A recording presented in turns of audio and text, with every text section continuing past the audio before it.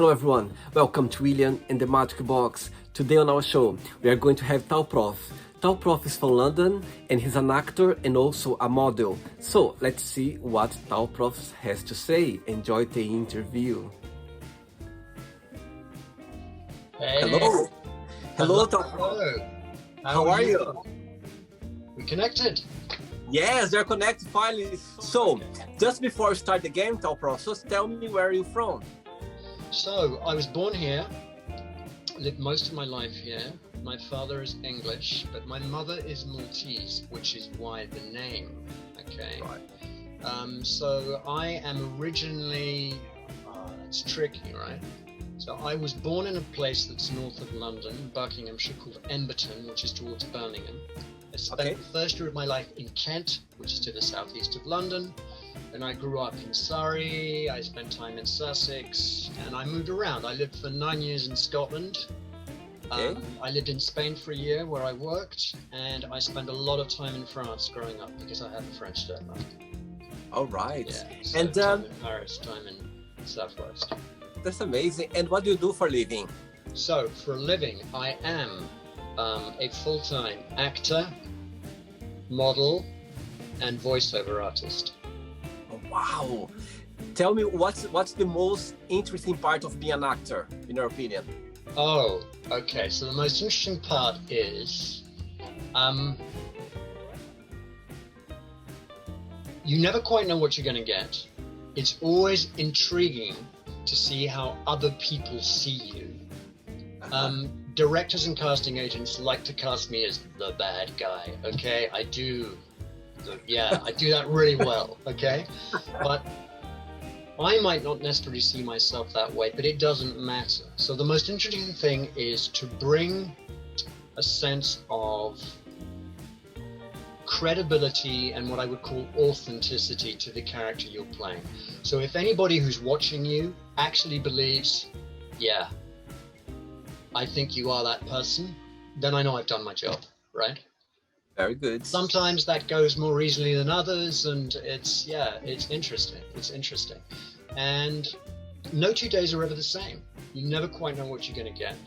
I enjoy it immensely. Gets me out of bed with a spring in my step every day. I know that sounds like a cliche, William, right?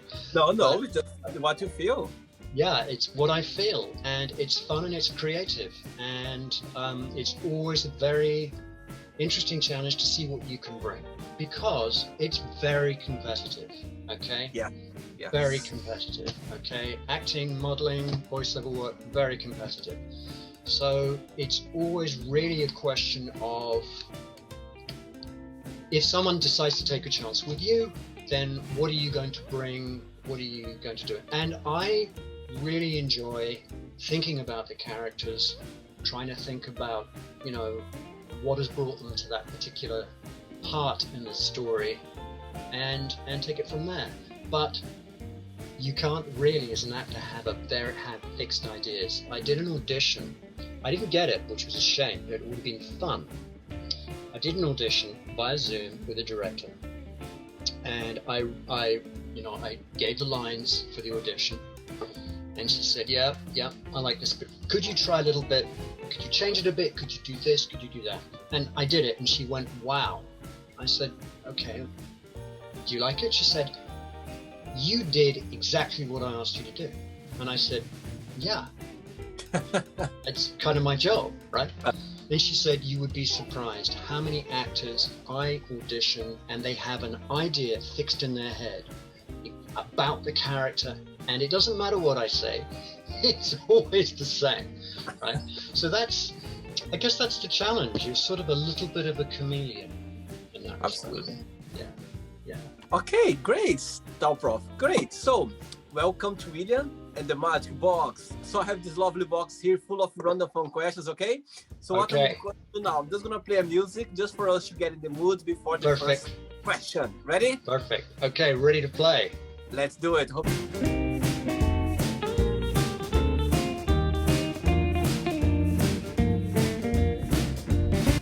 Okay, Talprof, ready for the first question? Ready, player one. Let's do it. The first question is, if you could be any age, which age would you choose and why? Actually, I would be the age that I am now, okay? And I'm in my mid-50s, and the reason is I've reached a stage in my life where I'm comfortable with who I am.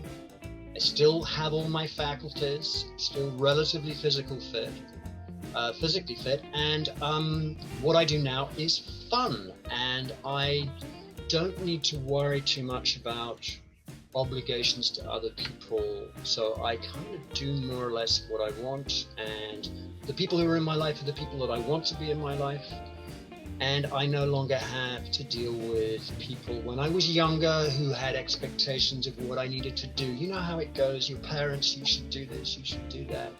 I have a French stepmother, even now she tells me, what are you doing with your life? And I don't have to worry about any of that anymore. So the age I am now is just the perfect age. Very good, very good. Cool. Let's get the second question for you now. Let's do it.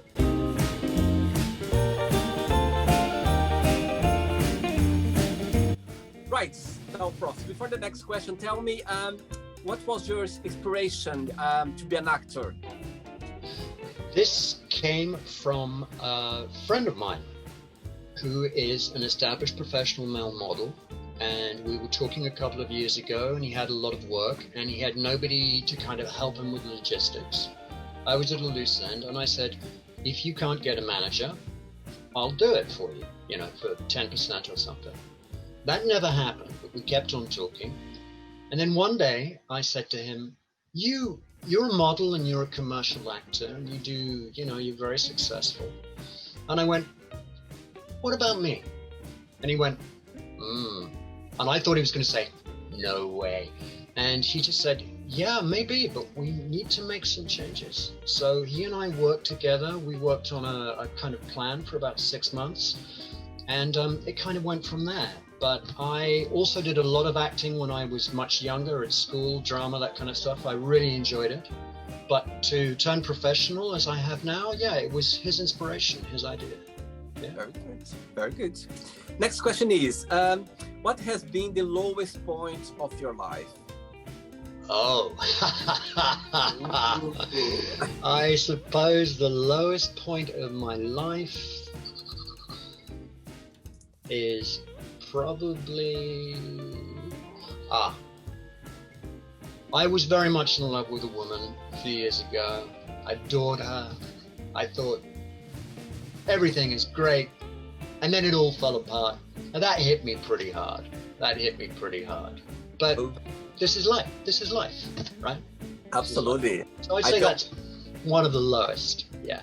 I'll tell you something. I'll tell my friends all the time. Sometimes when love hits you, it's a really nice feeling, but it can hurt so much, isn't it? Yeah, it can. Oh my God. It can.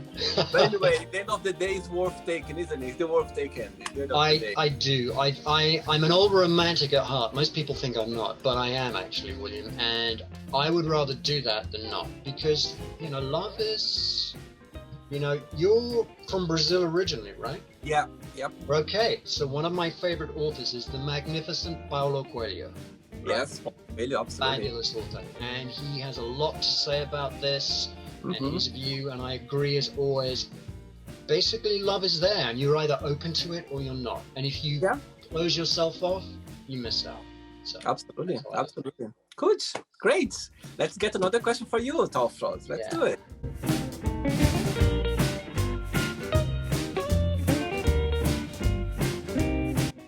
Right, next question for you. What makes you very sentimental? Oh, music. So music goes with a memory. So pretty much any piece of music that I listen to, or that I like to play, or that I sing, is associated with a particular memory, and quite often with a particular person at a particular time. So that always makes me sentimental. It's fun how music can drag you to the memories in your life, isn't it? It does. Like, oh my God, sometimes I listen to music that I haven't listened for so long. Yeah. I'm like, oh my God, how is it possible to take me to this, moment in my life that we go through? Yeah, it's like traveling back in time.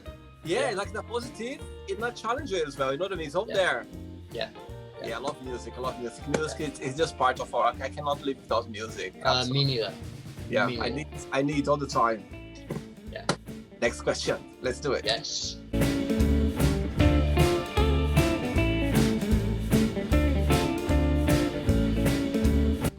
Right. Before the next question, what's your memories?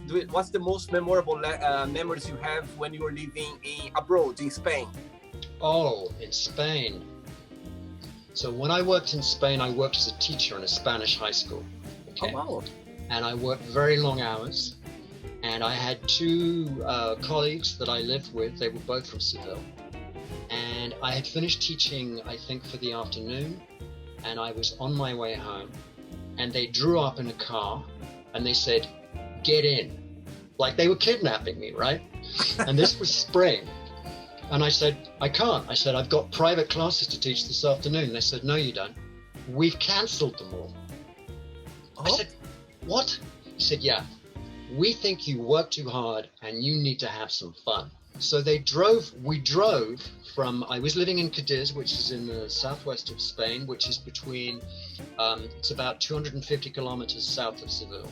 And we drove to Seville and we went to the, what's known as the Feria de Sevilla, the big Seville fair, which happens every April. It's fabulous. People come out in their finery, they dance, they drink, and we spent all night doing this, right? Oh, that's amazing. And it was just an incredible time. And they were absolutely brilliant, these guys. Absolutely brilliant. Pepe and Juan Carlos. And I remember them to this day. Oh my and God. Juan Carlos said to me, he said, you know, this is really important. Working hard is good. He said, it's very Anglo-Saxon of you. He said, but you need to know how to relax. We just had a fabulous time. So that is my best memory of things. Very good. Sometimes we need those people to hit us. They go like, you know what? Yeah. Just do it. We need those sometimes, don't we? Yeah. Absolutely, absolutely. In a very Spanish way. In a very Spanish way. I was a lot more serious in those days, but it was brilliant. And I remember saying to them, but you know, what are my private clients going, you know, my private tutees going to say? And they said, we've explained everything. They understand. Oh, that's nice. Very nice. Very good. Yeah. Okay, tell us about your first kiss and your first love. Oh, right. My first kiss and my first love. Well, they're not the same. So my first kiss would have been, I was a late starter. I would have been 15 years old. This was in France with a very nice French girl. All right. And that was very enjoyable. And I was on holiday at the time. And that was a lot of fun. My first love happened a little later. I think I was 19. I was living in Scotland. I was studying. And it was really quite remarkable. Yeah, it was really quite remarkable. We were together for 5 years. Then we went our separate ways. Wow. But the woman in question was my first love, and she will always have a special place in my heart because of that. Very good. Could I have done things differently? Could she have? Probably, but this is life. But do I regret it? Not at all. Of course not. Of course not. So sometimes we have this question in our minds: shall we have done a different way? But it wouldn't work out anyway. The way it should be. So yeah. Everything happened the way it meant to be. That's the way. That's the way life. I agree with you. Yeah, I agree. Absolutely. I agree. Are you enjoying the show so far, Talprofs? It's good. I'm liking the questions. I wasn't expecting that one. You see? It's the magic box, the magic box. Let's get another one. Yeah, let's roll it.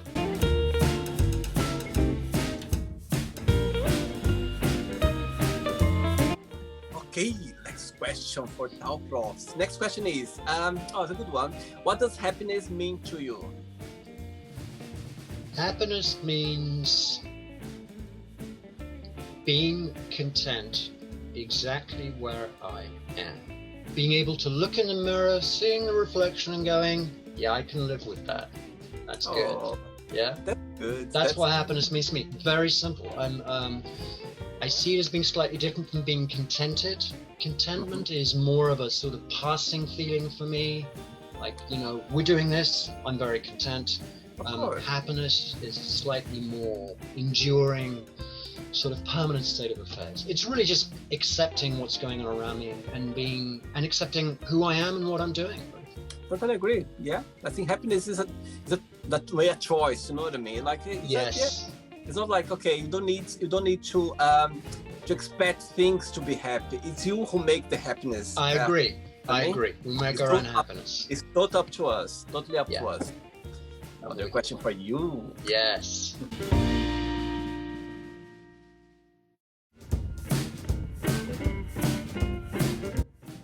Talprofs, before the next question, tell me what's the most challenging part of being an actor, in your opinion?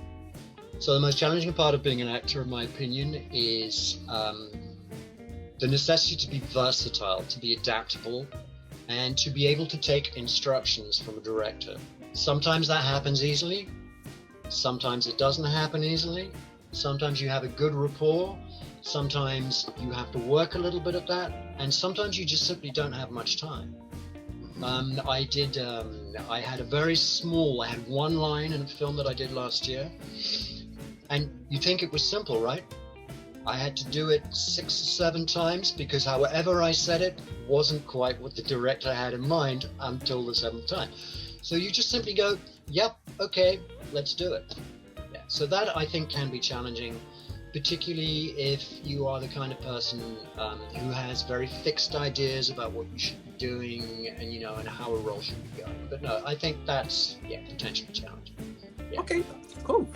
Next question is, what makes you really angry? Oh, yeah. I don't really have to think too hard about this one, William. People who don't do what they tell you they are going to do when they've set up an expectation that something will happen and you're involved. That kind of really aggravates me. And I think it aggravates me because if I'm being completely frank, I've probably done it myself many times in the past. So I always try not to do that. So that does, because what is the most valuable thing that we can offer someone else? It's our time. And when we're giving our time to someone, we're giving something of ourselves. And I think that needs to be respected. I respect that in other people. I like it to be respected for me. So that's the thing. Cool, good. Let's get another question. Yeah.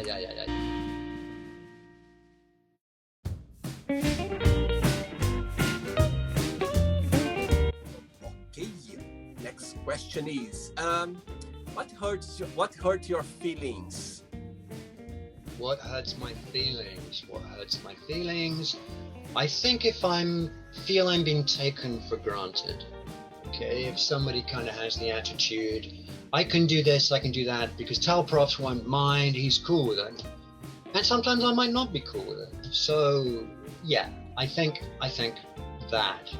There aren't many people in my life these days who do that. I suppose the only people that probably might, because this is all about blood, and maybe some members of my family, but, you know, I've known them for a long time, so they know what presses my buttons. I believe as well. I believe the people who hurt our feelings, the people are more close to us, isn't it? In a way, the people we love the most. I think that's where the heat, when it gets there, that when hurts us. Yeah, it's true. That's true. It's when it hurts the most. Yeah, I think you're right. Great. Let's get another question for you.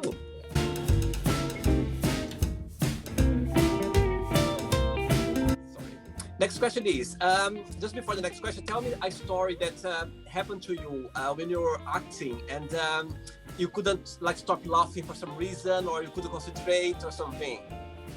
Oh, okay. So I was doing a film again quite recently, shooting a film last August, and I was playing the role of a bad guy. I was a hitman, a murderer.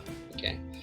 And I had to do this in a London Cockney accent, which is not my natural accent. It's been very tough, and like speaking like this. And I delivered this line, and it was absolutely awful. It sounded terrible. And one of my fellow actors, who's playing another role in this film, just looked at me and smiled and said, "I think you want to do that line again." And I went, I just burst out laughing, and I went, "Yeah. I do. And I said to the director, "Can we do that again? Can we do that again?" But yeah, these things happen. But yeah, it's fun. Cool. Next question is, do you consider yourself a spiritual person, and how? Oh, yes, I do. And that relates to primarily my practice of martial arts. Okay, so I practice karate, but I learnt judo as a child, and my instructor was English, an old English gentleman, but he was completely enigmatic. He was incredibly oriental in his approach, and he made no allowances for us as children. And he basically taught me that in teaching me judo, he was introducing me to the concept of Zen Buddhism, okay, at the age of maybe 5 years old, right? And that kind of always stuck with me. So, yeah, I think primarily that. Also because my mother is Maltese. Maltese are incredibly, I think they're very spiritual, they're very religious people, they're deeply superstitious. So I remember growing up, my grandmother would tell me stories about ghosts. And these weren't sort of like fairy tales. She would talk to me about the spirits of dead people that she knew, right? And as a small child, I went, yeah, if my granny's saying this is totally true. And I just kind of always accepted that. So yeah, I think I am a deeply spiritual person. I think me too. Welcome from Brazil. You know, Brazil, we are very spiritual people. Yeah. So I think, again, I think being spiritual as well, and with yourself, isn't it? It's, Yes. it's a big what you believe around you, things around you. I even got goosebumps now talking about spirituality. I think it's all about what is around you, what you believe, what you care for. I think it's also about being spiritual. Yeah. You know, judo in Brazil is quite popular. It's very big in Brazil. I do. Well, judo is popular, but also, of course, there's Brazilian Jiu-Jitsu, the Gracie brothers, right? I mean, they are just phenomenal. I have a lot of respect. And I have a Portuguese friend who I train with in karate, who also knows capoeira. Capoeira, Yeah, he knows capoeira. And he moves incredibly well. It's gorgeous. It's absolutely beautiful.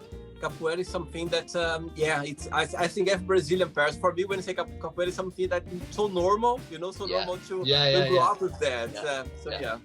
Can you do it? Can you play capoeira? Oh, I can't do any capoeira. I'm not acrobatic enough for that. I have to wind up to jump in the air, but he just moves very gracefully. It's beautiful to watch. It's about dance, move your body. It's kind of dance fight at the same time as well. Yeah. Cool. Another question for you.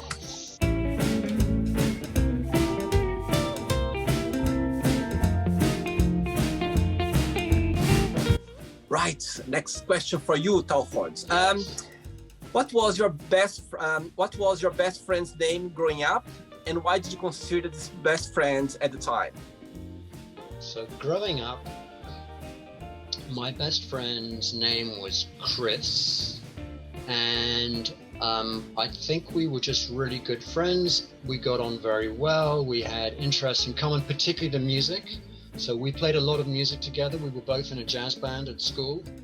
Wow. And his mother was kind of like a mother to me. She was a wonderful, warm-hearted, loving person, and she kind of, as far as I was aware, never made really a distinction between me and her son. I was just like a son, and it was always fun going around there. And yeah, that's it. Very good. Another question for you. Yes.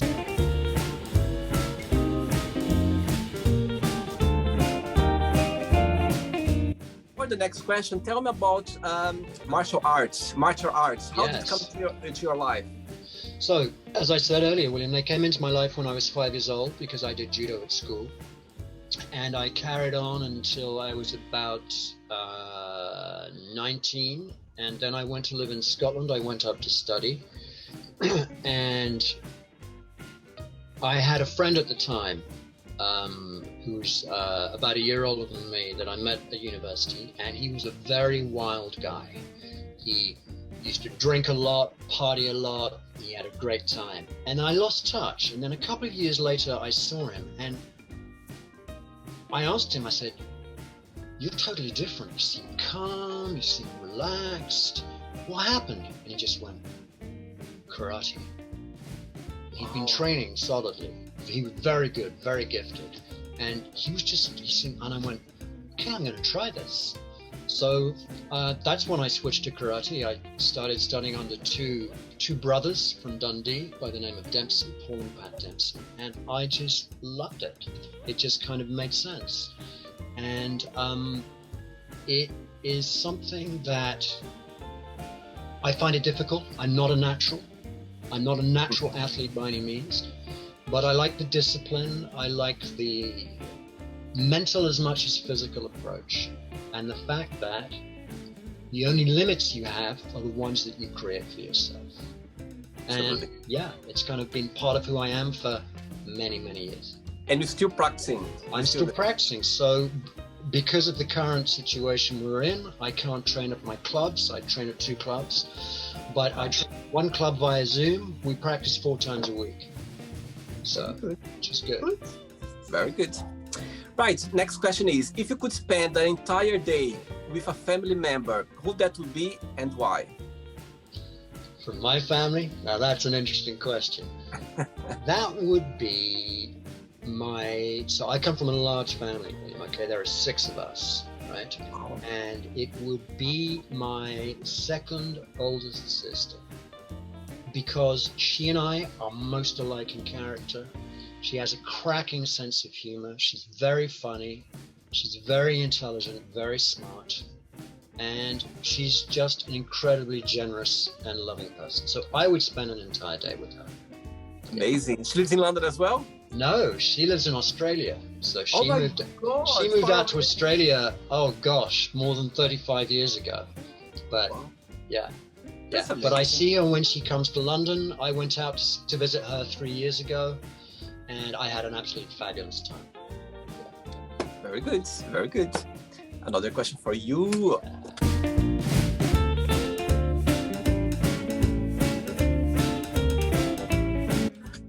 Right, next question for you. If you could change something yourself, what that would be and why? If I could change something in myself, I'm thinking, would it be one of my vices? I don't know, probably not. I think if I could change one thing in myself, it would be to be a little more tolerant and forgiving of other people's failings. Okay. I set very high standards for myself, which is my choice. But sometimes I make the mistake of thinking, if my standards for me are here, your standards for me have to be here too. And that just doesn't work. So I could be more patient, I think. I could be more patient. If I could change that, I'd be more patient. What is your star sign? I'm a Capricorn. Capricorn. Oh. I'm a Capricorn. Yeah. We like to get things done, and we like. My sister is Capricorn. My sister's Capricorn. Yeah, I totally know what you mean. She's like. Is she older than you? Your sister? Younger. She's younger. Well, that's your good fortune, because if she were older, she would probably be really bossy as well. Don't worry. She's always being anyway. I remember she's 3 years younger than me, and it's fun sometimes we talk about and we laugh about, because I always admire her because she was always very strong. You know, she stand up for herself.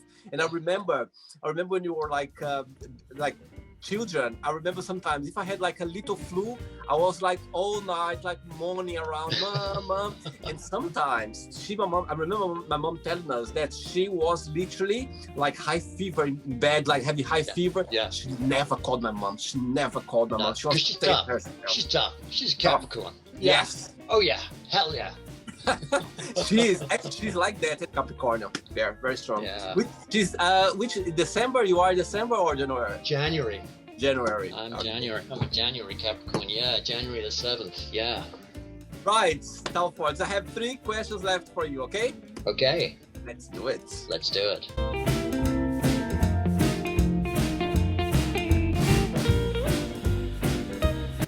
Okay. Next question is, what do you think are the best traits for a person to have? Best traits for a person to have, for anyone to have? I think integrity. Do what you say you're going to do. Say what you're going to do. Honesty, which kind of goes with integrity, so we can maybe discount that. and determination. You need to keep going. At least I do. That's an important one for me. It's very easy, I think, for people, and me specifically, and particularly, to come up with a whole list of reasons why I can't do this, I can't do that. You know, it's cloudy today, I can't do the interview with William because it's cloudy. No, you just keep going, keep moving forward. And I think that's really important. And I think if you have that with a sense of integrity, honesty, determination. I'm going to slip a fourth one in. You only said three, but I'm going to give you a fourth. Okay. Passion. It's really important for me to feel passionate about what I do. Because I'm that kind of person, sort of a mix of bloods. I'm part Latin, and hey, you know, we Latins, we're passionate people, right? We get excited absolutely, about it. Absolutely. And when you have all those elements in place, then life becomes much more enjoyable, and there's really nothing that you can't do once you set your mind to it. Totally agree. I totally agree. I think determination and passion, they work so good together, isn't it? Like, they do. Oh my God, they work so good together and make things happen. If determination is there and passion is there as well, there's nothing's going to stop you. There's nothing. Absolutely. I agree with you. I agree. Yeah, absolutely. 2 questions left. Yes. Let's do it.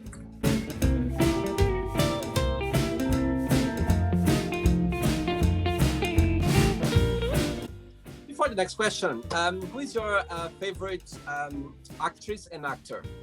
Oh, good question. Let's start with actress. I've got 2, but I'm going to go... Actually, I'm not even going to try and choose between them. Favorite actress is Meryl Streep. Because, firstly, she has defied the Hollywood norm of being an actress at the age that she is. She still gets great roles. She's an incredible professional. And she has an ability to sound like anybody she listens to. Okay? So she's done many films. I think the first film I ever watched with her was a film with Dustin Hoffman called Kramer versus Kramer, about a divorce. I think it was made in 1974 or something like that. But she also famously played the part of Margaret Thatcher, the late Prime Minister. Beautifully. And when they were making the film, they had some of the ex-government ministers who'd served under Margaret Thatcher on set as advisors. And it was said that if you closed your eyes when Meryl Streep was speaking, you would not be able to tell the difference whether Margaret Thatcher was actually in the room or not. That's how incredible she is. So that's for actress. For actor, my favorite actor, I've got many, but I think it's probably, in terms of intensity, it's probably Christian Bale, who did the Batman films, started off as a child actor. He's done quite a lot, because his determination, we talked about being determined, his determination and his preparation are second to none. He did a film called The Machinist, where he was like a skeleton, he weighed nothing. And then 6 months later, he did the first Batman film with Christopher Nolan, the first of the 3 that he did. And when he rang Christopher Nolan and said, "How do you want me to prepare for the role?" Okay. And Nolan said, "Just get big, get muscly." Yeah. So he worked out relentlessly, and when he came through his costume fitting, he was too big for the costume. That's Christian Bale, and you've got to admire that. Absolutely. So, yeah. And I'll tell you something now, you're not gonna believe it. I met Meryl Streep once in my life. Oh, I'm envious, man. I'm envious. Good. Tell me. I'll tell you something now. So I was working in this 5-star hotel called Haymarket Hotel, just by the Phantom of the Opera, in Piccadilly Circus. Yeah. Anyway, so I remember arriving for work. It was quite early morning, it was quite busy, and I was doing room service at the time. Yeah. And I remember arriving for breakfast, and my manager said to me, "William, just take this breakfast tray to this room 112, because it's quite busy." And I was like, okay. So I just took the tray, and I was going to the room. Yeah. I rang the bell. guess who opened the door? Meryl Streep. And I was Wow. like, oh my God. And I remember when she opened the door, and I was like, oh, actually her name was Miss Gummer. It was actually her real name, like wedding name. So they were using this name. And I was ready to say, good morning, Miss Gummer, how are you? So I was like, I rang the bell and she opened the door. So how may I said, oh, hello, Mrs. Gummer, how are you? She said, no, please come in. And I remember walking with the tray, and she was walking just behind me. And I was like, my God, I'm just here with just me and Meryl Streep in a bedroom right now. Can you imagine how crazy? And I remember I put the tray in the living room, and she sat down, and I said to her, oh, would you mind to sign the bill? She said, yes. So she signed the bill, and I was looking at her. I was like, oh my God, just me and Meryl Streep right now over here. Can you imagine? And I remember she asked me, it was the time when the Devil Wears Prada came out. You know the movie Devil Wears Prada? First it was BAFTAs. Yes, of course. She came for BAFTAs, And I remember she asked me, oh, can I ask you a favor? I was, inside of me, I was like, of course. But anything you want. I was just like, certainly, how may I assist you? And she was like, oh, can you just ask the concierge guys to bring me an adapter because she wants to charge her phone. And she needs like an adapter. I said, yes, certainly. I'm just going to get someone from concierge and they can bring up for you. I remember leaving the room. I was like, "Oh my God, I cannot imagine this new and Meryl Streep. Like, I'll never forget this moment in my life." That's absolutely that's brilliant. That's absolutely fabulous. How you didn't drop the tray is beyond me. I know. Total pro. And I'll tell you something. She was so simple, so natural. Like, my God, I remember. And she didn't have like.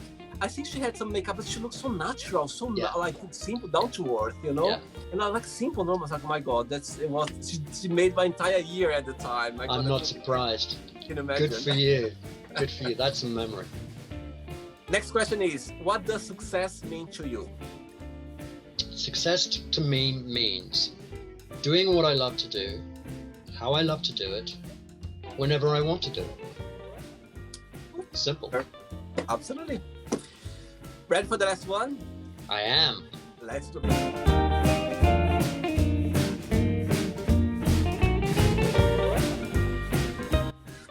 Okay, Talprofs, let's get the last question for you. What's your spirit animal? My spirit animal is a wolf. Because wolves function on two levels. Wolves can live and hunt in packs, but they can also hunt and live on their own.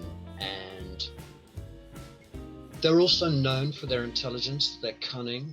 In a pack, they're incredibly loyal. They will fight to the death to protect other members of the pack. And I'm kind of a bit like that with my close friends. There is nothing I wouldn't do for them. There is nothing I wouldn't do for them. And the people I love most in my life. And I remember I have a son, William. I have a son. And when he was very small and he was growing up, becoming a teenager, and, you know, expressing himself, you know, being independent, you know, he would get up to a few things. He was a very good boy. He is, and he's an excellent young man. But I remember on one occasion saying to him, I said, look, I said, whatever you do, I said, just understand. I said, if I have to go to prison for you, I will. But I want it to be a good reason. So don't do anything stupid. Good one. Very good one. The pressure was on his shoulders. Yeah, no, but he's good. He's a good man. He's a good man.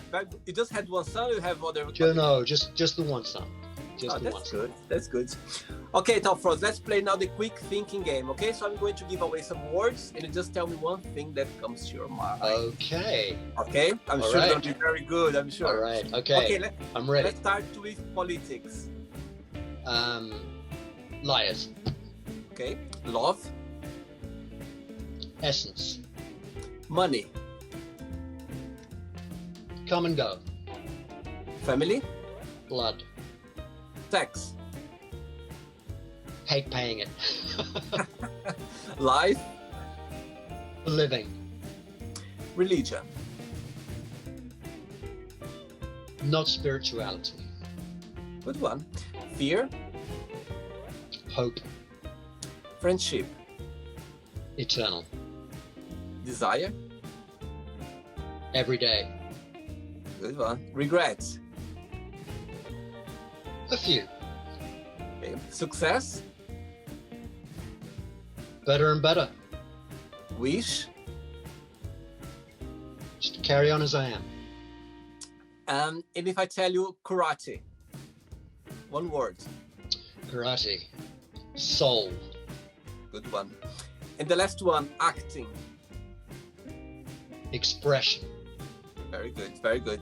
Right, let's pretend now I'm going to meet your son, and I'm going to ask your son, tell me the most beautiful thing about Talprofs, and tell me something that he needs to improve on, in your opinion. What do you think he'll tell me? So the most beautiful thing he would say about me is that I'm always there for him, and he knows that. The thing he would say that I need to improve on is to stop being such a control freak. That's the Capricorn. Totally. Right, let's play now Talprofs in the magic box. You can ask me a question, okay? Okay, you can ask me a question now. So, why the magic box interviews? Right. So, good question. So the magic box interviews, let's say it's a gift that I have that came up to me during this first lockdown. It's something that's I've always been doing, like in a different way. I've always been connecting with people. Always been, if I go out with friends or if I go on holidays with friends, I always end up doing that, like in a very genuine way. The magic box, I always want to do something like creative, something on YouTube, something creative. And at the end of the day, it's just a game where I can connect with people, and I can give the opportunity for people like different backgrounds, different beliefs, different point of views, just to express themselves, you know. And since I started the show, like doing the shooting last summer, and I'll tell you something. For me, when I started out, for me it was just to have fun, to have laugh. Yeah.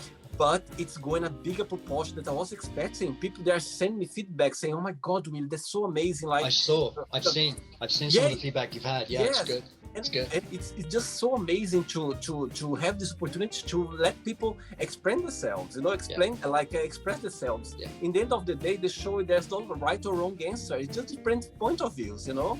Exactly. And people can, there are people that like there are nothing like to judge about. And so it's really the magic box is a gift that it's during this lockdown, during this epidemic time that we are going through now. You know, it's something positive that made me. I want to do that for life. I just want to do this for life because it's such a genuine way. It's just a gift that's the way that I can connect with people worldwide. It's something really nice, really interesting right now.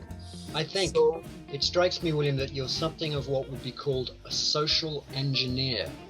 Okay, in that you have this ability, and people, I mean, you've asked me some pretty frank questions. Okay, I can't remember if I've actually ever told anybody about the first woman I kissed and the first woman I loved. It just like never comes up. And being a classic Capricorn, it isn't something I would say to anybody anyway, right?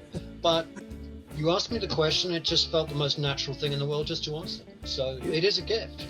And I love the range of people that you speak to. From everywhere, all different kind of backgrounds. Yeah.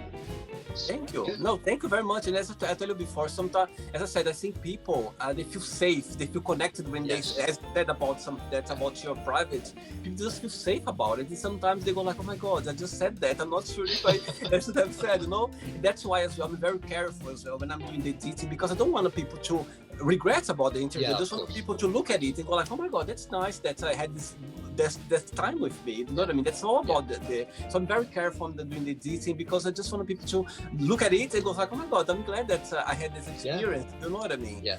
Goosebump again. But anyway, Talprofs, I just hope you had a good time. You were very kind and sweet when I approached you online. You were very thank you for doing so. I had a great time, a fun time. Good. Thanks so much.